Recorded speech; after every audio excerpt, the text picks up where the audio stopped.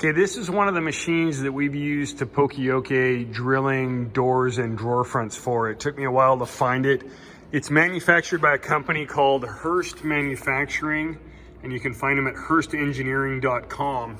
And it is a self-centering jig for drilling, specifically drawer fronts and hardware. And you can see in here, it has 2 drill heads, 1, 2, and you turn this little guy right here, and it changes the spacing on them. And so it can run down really narrow out to, I think we can get out to 160. The one complaint I do have is that the gauge is a little bit farther back there. But anyways, we have a checklist. The first thing we do is we confirm the spacing on the paperwork for the job. And it's simple on ours. It's very simple on this order. It has a spacing of 96 millimeter. We have a line there that is already set at 96 millimeters. So we go in and look at it and we double check it and we say, yep, we're good there. And then when we place the drawer front in, it has stops on all 4 sides. So the back stop goes there, it pulls in. That front is now centered front to back. And then it's also centered side to side.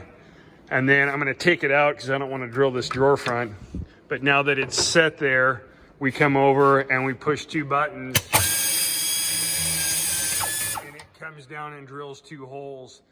And then there's also some setup on it for, you can utilize it for drilling knobs on doors and drawers, and we've got some other things. We've got it all standardized. We've learned how to do 2-handle fronts, how we've got a setup for it. We've got a video for that. We've got a label. We always put a mark to where it's on one side of the machine. And our standard thing is we always confirm the handle size on the paperwork before we start drilling. So that one has reduced our mistakes on drilling handles in the wrong location or the wrong size by probably 98% over the last 4 years. Before, we used to have a problem once a week with that. Somebody would screw it up. So that's for how we handle our drawer fronts to poka-yoke those. Let me show you a couple. This is our chop saw for cutting wood. We had a similar fence set up where we cut all our closet rod. One of the issues on this is somebody reads it and they read on the paper and it's 68.75. And so they slide it over here and they get it off a little bit here. And then if you'll notice, I just set that at 68.75. Except for it's actually not, it's 60, that's 67 3/4. This would happen all the time. We would be off by an inch. Let me show you the solution that we came up with. This is our metal closet rod cutting station, and it had the exact same fence on it. And a couple of years ago, we replaced it. This is an item, it's from Tiger Stop. It's called Saw Gear. It's a very simple, inexpensive electronic fence. And so we'll have a cut list that comes out, and it'll have on it that needs to be cut at 28.25.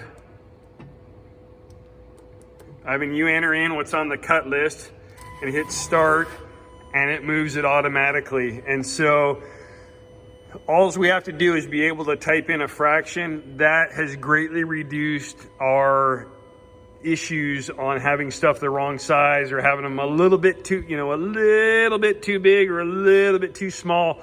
It needs to, what we cut, it needs to be accurate. If it's a little bit too small, it'll wobble in the part. And so this one here has made that very, very easy. And then we've done other little things on here where to, if a rod is in this area here, we don't cut it. We're gonna go ahead and set it aside, and we'll cut it from another one. We've done other things in there. Stuff like this, it still requires somebody that has to pay attention to it and follow the standard. Something like this greatly simplifies it. So hope that helps out.